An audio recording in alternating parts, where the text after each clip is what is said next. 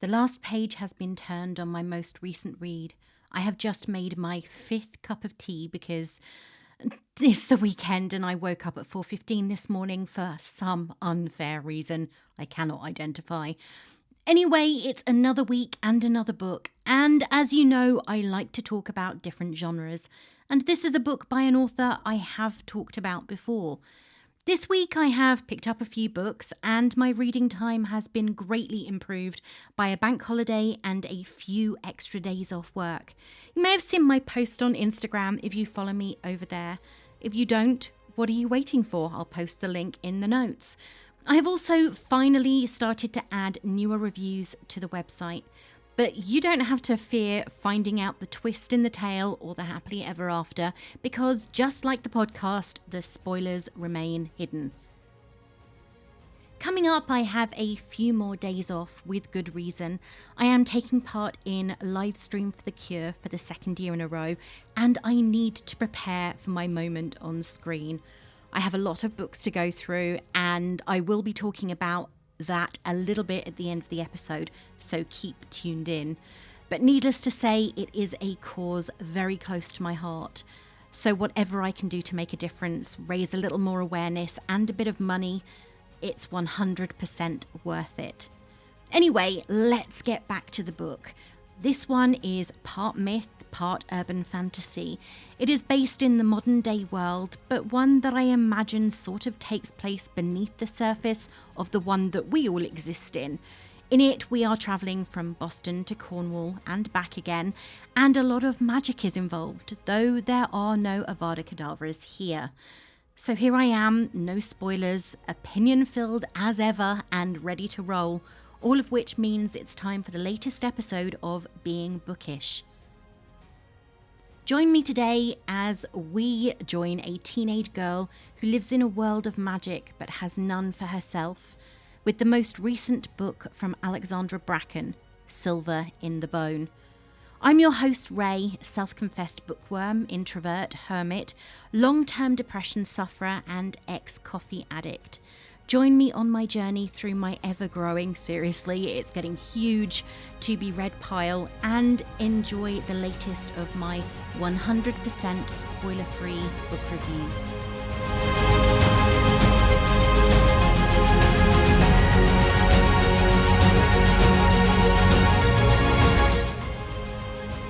I have to be honest, I wasn't going to pick up this book at all.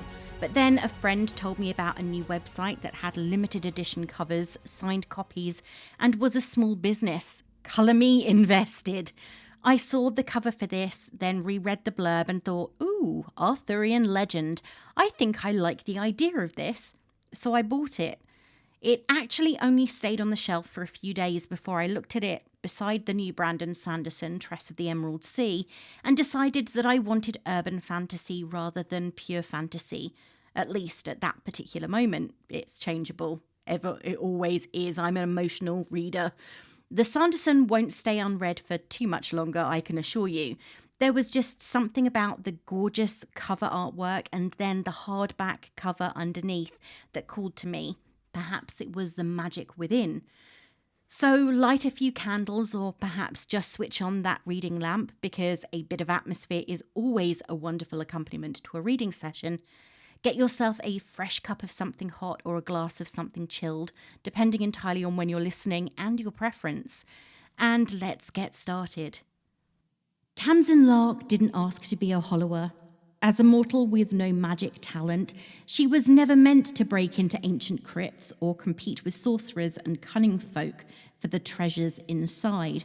But after her thieving foster father disappeared without so much as a goodbye, it was the only way to keep herself and her brother Cabal alive. 10 years later, rumours are swirling that her guardian vanished with a powerful ring from Arthurian legend. A run-in with her rival, Emrys, ignites Tamsin's hope that the ring could free Cabal from a curse that threatens both of them. But they aren't the only ones who covered the ring. As word spreads, greedy Hollowers start circling, and many would kill to have it for themselves. While Emrys is the last person Tamsin would choose to partner with, she needs all the help she can get to edge out her competitors in the race for the ring. Together they dive headfirst into a viper's nest of dark magic, exposing a deadly secret with the power to awaken ghosts of the past and shatter her last hope of saving her brother.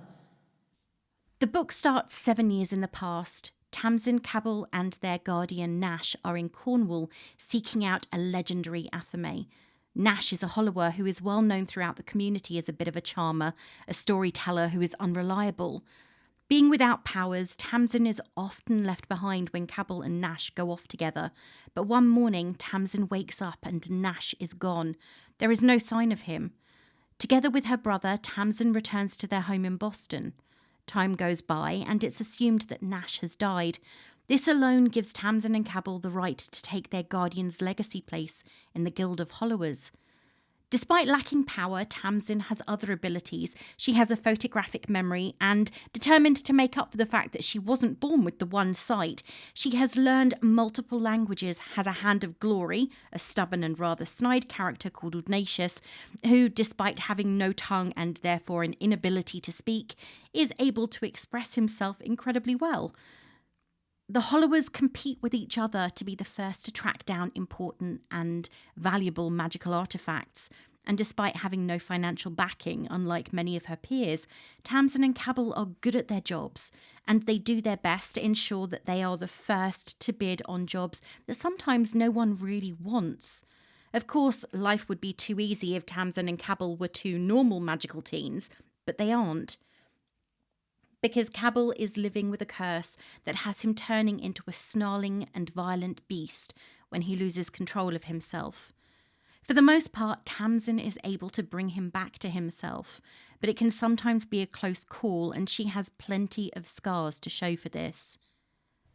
When not working as a Hollower, a sort of magical Indiana Jones if you will, Tamsin brings in money by doing tarot readings, and it is while doing this that she meets Neve, a young girl who tries to befriend our closed-off heroine, who in turn shuts down the attempt without any hesitation. As far as Tamsin is concerned, she has far more important things to do than make friends. Even so, it does come across as just a little bit too harsh. When Tamsin hears about a job that the sorceress Madrigal has put out to tender to find the Ring of Dispel, which was last known to be in Nash's possession, she races to be first in line, only to discover that Emrys Dye, her main competitor and the boy who would be her nemesis if only he would cooperate, is already there. On the hunt for the Ring of Dispel and terrified for Cabell, who left after his most recent turning, Tamsin heads for the last place she saw Nash. She also has a plan to resolve her issues with Ignatius. If she is successful, she won't need him again. Lying in her tent that first night on the coast of Cornwall, aware that there is a chance she could be killing herself, Tamsin drips droplets of basilisk venom into her eyes. Either this will give her the one sight, or it will kill her, and it will be an agonizing death. And this is how Emrys finds her, and nurses her through the side effects of what turns out to be a successful attempt at switching on her powers. The next day starts as darkly as the previous one ended. Septimus Yarrow and many of his goons followed Tamsin, or perhaps they were following Emrys, and they captured Cabell. And there's also another surprise waiting for Tamsin in the form of Neve. It turns out that this regular visitor to Tamsin's shop is a sorceress in need of training. She provides just the distraction they need, and with Septimus in pursuit, the unlikely group finds a passage to Avalon. The island where King Arthur has been laid to rest is not at all what they expected. What was once verdant and thriving is now something from their worst nightmares, and even more terrifying, there is something in the shadows watching them. This place that was a paradise is closer to hell, and the people who lived there now live some kind of cursed existence. In the middle of it all is a small holding where the only survivors, the 9 of Avalon, and Bedivere, the only one of Arthur's surviving knights, live, guarding the king's tomb and trying to figure out a way to undo what has happened, though they aren't exactly sure what it was in the first place, which doesn't really help. Despite trying to stay distant from everyone, sticking to her usual keep away from me rules, Tamsin finds that being in such close quarters with people she would prefer didn't get to know her makes maintaining this impossible.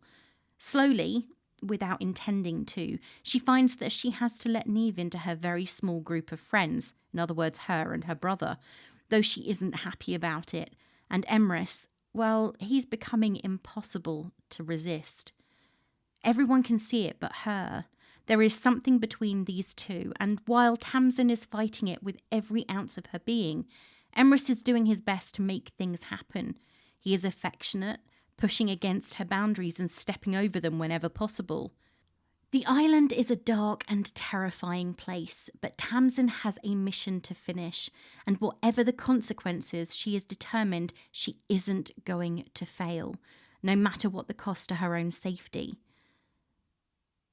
I really want so much to tell you more, but once the action begins, betrayals are revealed, a secret is uncovered, and the truth behind the lies is unveiled at such speed you will feel as though it happens in moments, when it actually takes over 200 pages of story. And you know I don't want to spoil anything. Needless to say, this book is absorbing and enthralling, and if you want to find out what happens, you just have to read it for yourself.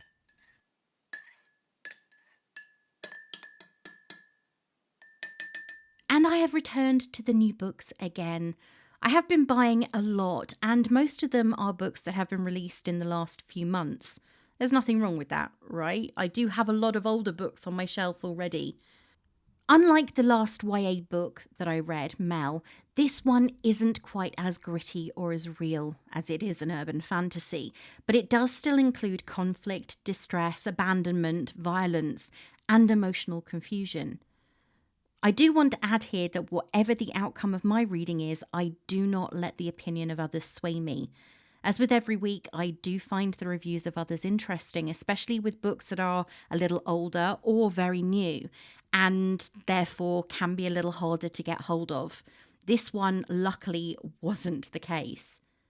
As always, I like to provide a balanced perspective because I think that when it comes to deciding on a new book, having views from both ends of the spectrum is important.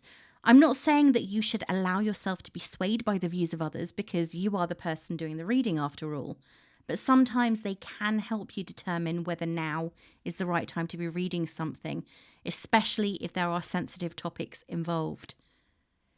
Jenny gave the book a 1-star review, which I have to admit surprised me, but then I saw that, like others with the same rating, it was a DNF on her part.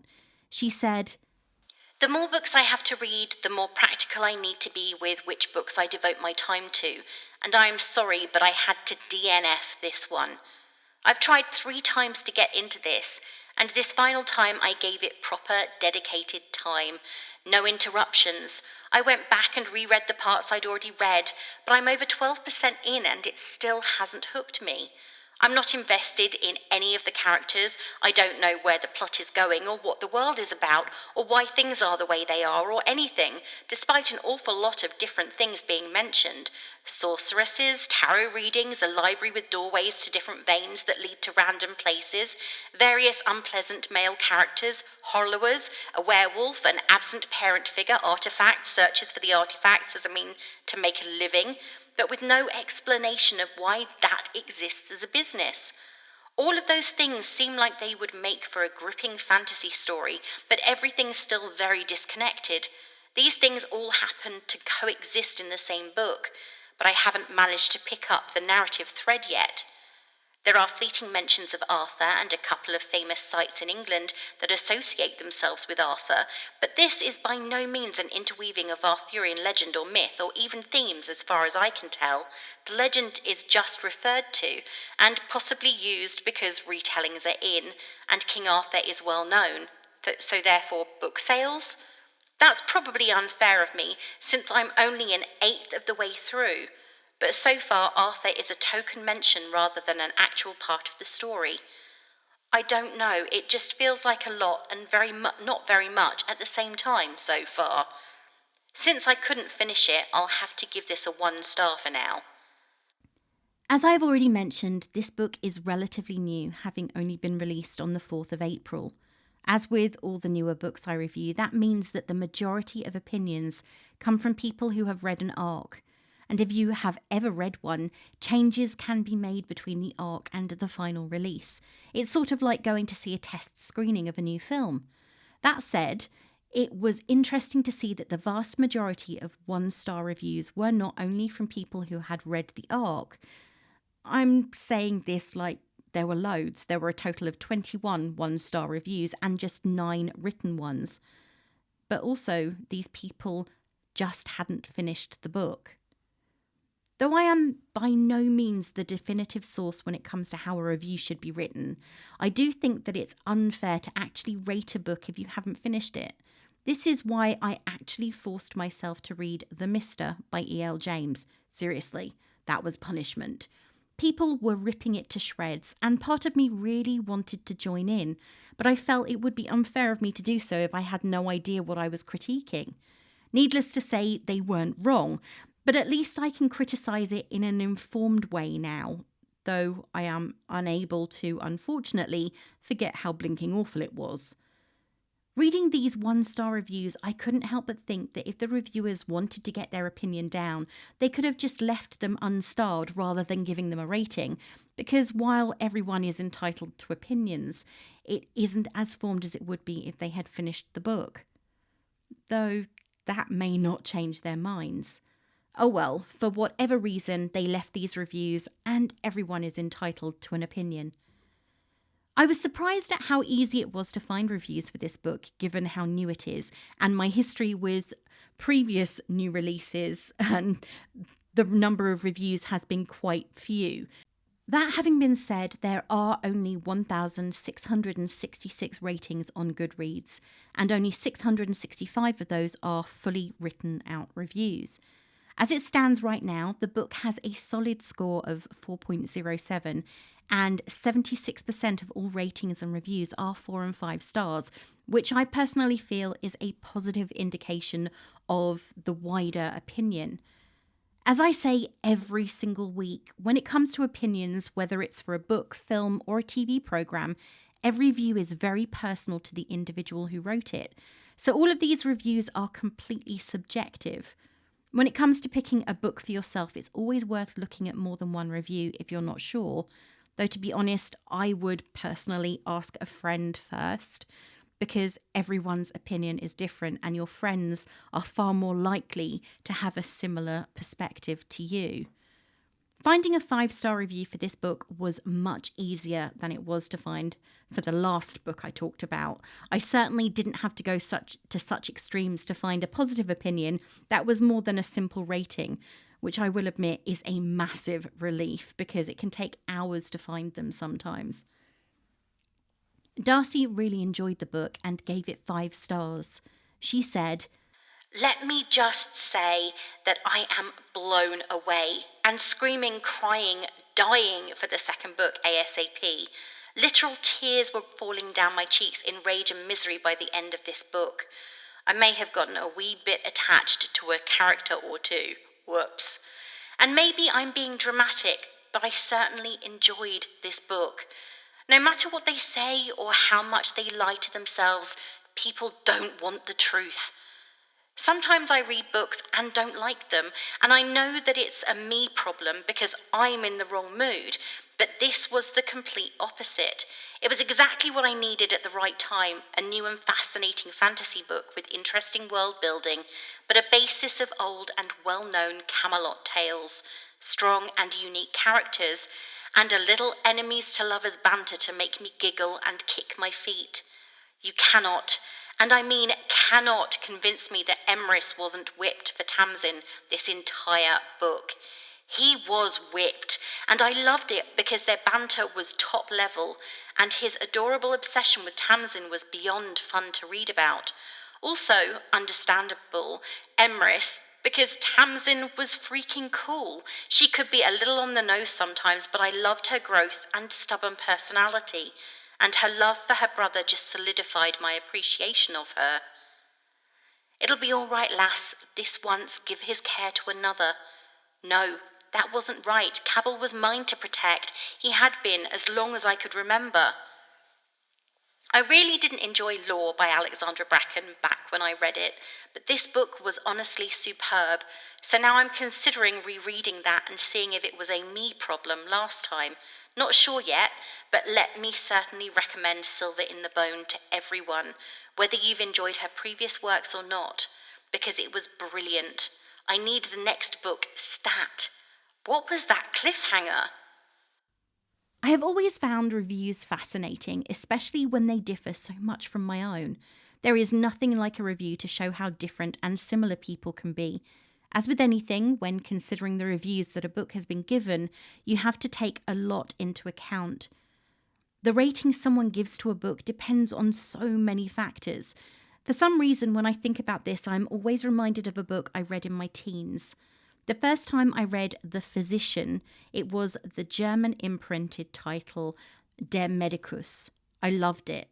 It was the first book I tackled in a foreign language that was of considerable length. It's more than 700 pages and was a hard slog, but boy did I feel accomplished when I'd finished it. However, reading it as an adult in her 20s in English, I felt differently. So my review, had Goodreads existed at that point, which it didn't, would have been very different. Perhaps it was my feelings of achievement that greatly influenced my emotions around the book, but the fact remains my views were vastly changed not even 10 years later with exactly the same book. So I always think about this when I look at reviews. Just because my opinion and theirs aren't the same doesn't make their view any less valid in the scheme of things. Of course, we can't see into the heads of every reviewer who leaves a comment on a website, so we have to take each review written with a pinch of salt.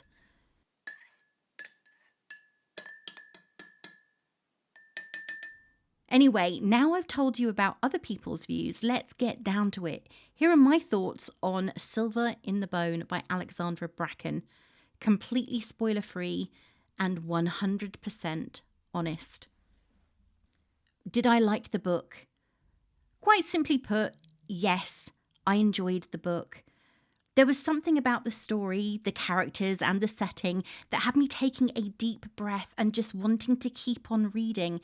Even when it was gone midnight, I had work the next day, and Darcy, the bundle of fluff who likes to sit in my spot on the sofa when I go to bed, was doing her absolute best to ensure I at least made my way into the bedroom.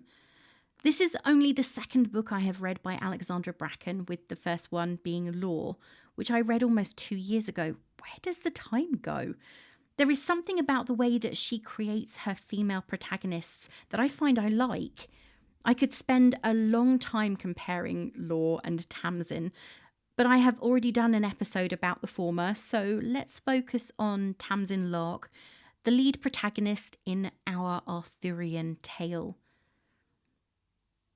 Though she could easily focus all of her attention on herself and be self-centered, selfish and arrogant, she is anything but.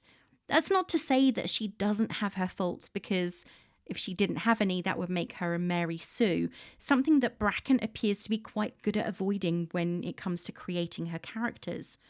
Tamsin has certainly been put through the ringer, but she is a survivor, and though she has good reason to hide under the covers and never come out, she faces up to the issues that are making her life far more complicated than it needs to be. She is very resourceful, and despite feeling a lot of resentment towards her former foster father come guardian Nash, with very good reason, he did abandon her and her brother after all, she still defends him when she has to. It's a case of, I can say anything I want, but you can't. The love she has for her brother Cabell is somewhat heartbreaking. It's not until she finally talks about how she came to be in Nash's care, which is actually pretty heartbreaking in itself, to be honest, that I realised he wasn't her true brother. Instead, he was another child who was taken under Nash's wing after being abandoned by his parents. So in a way, doesn't that make Nash kind of a good guy? At least to a certain degree. Granted, Tamsin's parents didn't exactly abandon her, but they may well have done. I know that several of the reviews mentioned they had problems with Tamsin's voice, finding her unrelatable or straight up unlikable, but for me, this ice coldness and detachment was part of her charm. It was obvious from the start that the distance she maintained from everyone was to ensure that no one else got hurt, and also to protect herself. Keeping people away, alienating them, is something that people do when they don't feel happy in themselves. She has more reason than most to suffer from abandonment issues, and this is textbook handling of that particular issue. She pushes people away rather than risking the possibility of getting close to them and then having them leave, and this makes her come across as prickly and unfriendly, when in reality this is incredibly far from the truth. The evidence of this comes when she finally allows herself to ease up a bit and open up to the people around her as she comes to rely on them for support, something she is unfamiliar with. Cabell is the only person she has ever allowed to get close to her because they seem to understand each other. He has his own reasons for keeping people at a distance. I guess you could say that he has his violent and animalistic alter ego, though this is definitely simplifying it. Because with this book, we have left the reality we are familiar with and entered a world where magic and curses are real. As I've already said, slowly Tamsin starts to let people in, starting with her one-time enemy, the charming, wealthy, and somewhat smug Emrys Dye. He comes to her in her time of need and helps her to cope with the agony of a transformation that she forces upon herself, because what use is a Hollower who doesn't have the one sight? There is something simmering beneath the surface with these two from the very start, and I was almost waiting for the volcano to explode and take them with it. It's obvious that Emrys is attracted to Tamsin, and though he's tentative in approaching her with anything resembling affection, though I do love the fact that he calls her bird, the fact that he takes the verbal abuses she dishes out and keeps on coming back made me chuckle just a little bit. I'm not a fan of the whole boy who pulls girls' pigtails likes her cliche, but that's exactly what their relationship starts at. Definitely. She can't stand him or the fact that he's so entitled and knows it, but then you only see what people want you to see, and that's a message that carries pretty much throughout the whole book. Early in the book, we meet Neve when she visits Tamsin to get her tarot read. She makes an attempt to befriend our rather unfriendly heroine and is rebuffed quite efficiently, and pretty harshly, because Tamsin assumes that it's not so much an offer as friendship as it is a sign of romantic attraction. So it's no surprise that when Neve turns up again, as Tamsin and Emrys are attempting to find entry onto the island of Avalon, the younger girl is less than friendly herself. As I have already mentioned, I like the fact that Tamsin isn't Miss Sweetness and Light.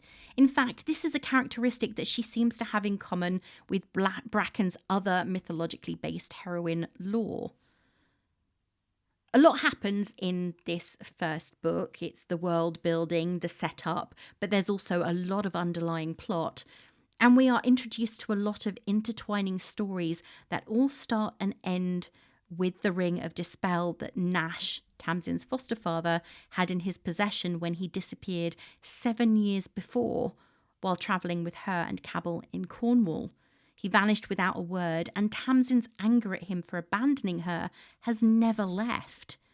I like the fact that while there is no denying this is a YA story, the main characters are barely 18 and the number of adults in the book can be counted on the fingers of less than one hand. It doesn't shy away from death and disfigurement and torture and violence. There are fights to the death, there is a massacre, which is heartbreaking, and as I have already mentioned, there is conflict, and lots of it. Tamsin isn't the most approachable of people, and when our characters arrive on the supposedly beautiful Isle of Avalon to find it is anything but the paradise they have come to expect it will be, she doesn't waste time in making enemies of the people they will soon rely on for food, shelter, and aid. Bit stupid if you ask me. Katrina, Olwyn, and Flea are the ones that immediately come to mind. Flea is a rebellious child who I envisage as being mischievous and maybe 10 or so. She enjoys testing her limits, much like Tamsin, and is sort of the comic relief, which we definitely need in this story. Then we have Katrina, the woman in charge. She's the person you can see Tamsin becoming with a little more experience, tough, unbending, and determined, but also sacrificing. She will do anything for her sisters on the island, up to and including giving her life, should that prove necessary. And then there's Olwen, calm, caring, collected, and giving. She is the opposite of Katrina in all things, but that giving aspect of her nature. She welcomes strangers into their home, unsure of where that could possibly lead. I know that I've already talked about Emrys when it comes to his relationship with Tamsin, but as a character on his own, there is no denying that he is fascinating. It's obvious from the start that he is hiding something. Is it his interest in Tamsin, or is it something else that's far more sinister? Well, you're not going to find that out from me. He is the so-called golden boy of the Hollowers, the only son of a powerful and well-admired man in the guild that Tamsin and Cabal belong to. He is also handsome, intelligent, and has a very powerful magic that he does his best to hide, an affinity with plants. However, when you look beyond that, there is something else. His name means immortal and is a Welsh translation of the Greek name Ambrosius. This may seem unimportant, but I promise it has relevance. A castle, believed to have been built by Prince Llewellyn the Last on a hillock above the Glaslyn River, was the site of the famous exchange between the warlord Vortigern and a young Merlin. Fleeing Anglo-Saxon invaders, Vortigern came to Wales and chose the hill fort as his retreat. However, all efforts at building on the site failed, with workers returning daily to find collapsed masonry. Vortigern was counselled to seek the help of a young boy born of a virgin mother. A suitable boy was found, named Emrys, Merlin Ambrosius. Vortigern's plan to kill Myrddin to appease the supernatural powers preventing him from building his fortress was scorned by Myrddin, who instead explained that the fort could not stand due to a hidden pool containing 2 dragons. The white dragon, he explained, of the Saxons would in time be defeated by the British red dragon. This hillock is now known as Dinas Emrys. So even Emrys's name ties him back to the stories of Merlin. As with urban fantasies, the thing that makes them so appealing is the fact that they are adding an element of the mystical and magical to a world that we are already familiar with. In this case, it's modern-day Boston and the already somewhat magical Cornwall, the location where most Arthurian legend has taken place. Tintagel is somewhere I have not had the chance to visit. I visited Cornwall once when I was a grand age of 6, and the only thing I remember about the trip is my brother got bitten in the face by a dog, and we had a cream tea in a round building. But I'm talking about something that happened 43 years ago. It is a place with a romantic history, and there is something so beautiful about the wild coastline, even in photographs, that you can see why it's the site of so many incredible, fantastical tales. There is something about this story that drew me in from the very beginning. I'm not going to deny that the first few chapters are a little slow as we get to know the characters and everything that they've gone through. And it would have been nice to learn a little bit more about the history of this particular version of the world that we are visiting. But I cannot deny that once I started to get pulled in, I didn't want to stop reading. This book is the first in a series, and I really want to revisit Tamsin, Neve, Emrys, et al. Again. But I still can't help wishing that we'd had a sequel to Lore. Will I read anything else by Alexandra Bracken?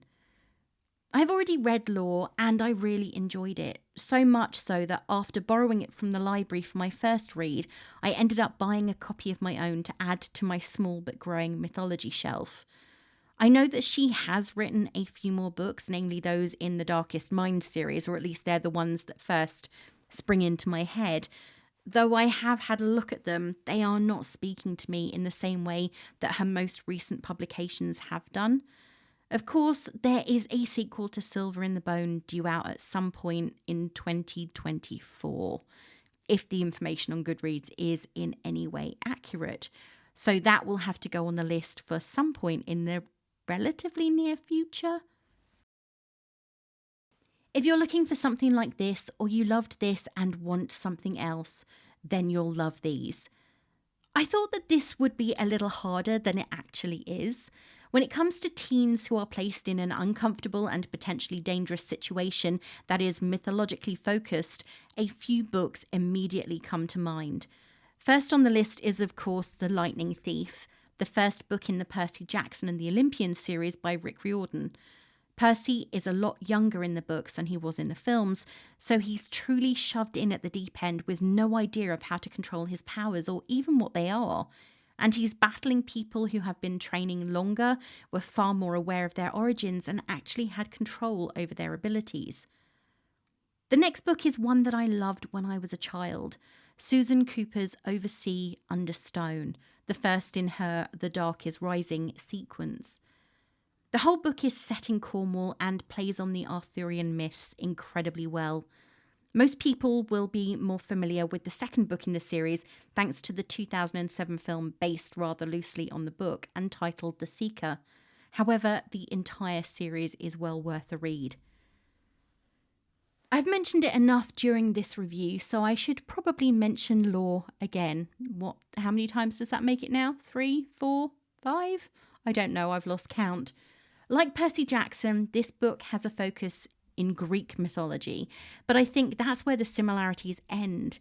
If you want to find out more about that one, give my 2021 episode a listen and I will link it below. Legendborn and Bloodmarked by Tracy Dion weave Arthurian legend through modern society. And though I have to admit I have both of these on my shelf, they are a little bit further down the reading list. That should probably change because every time I look at them, my fingers itch. The covers are stunning and I love the idea of the story. I know that Marion Zimmer Bradley is a bit of a controversial author, especially with recent or relatively recent news. However, her novel The Mists of Avalon could be said to be one of the first mythological retellings that used the current trend of having a female voice tell the story of what happened. In this case, it was through the eyes of Morgan Le Fay and Guinevere. She also wrote The Firebrand, a tale of Troy told by Cassandra. And of course, no list would be complete without my nan's favourite Arthurian tales, starting with The Crystal Cave by Mary Stuart. Originally published in 1970, this series of 5 books, titled The Arthurian Saga, starts with the story of Merlin from birth. So she really goes right back to the beginning to tell the story of this legendary king.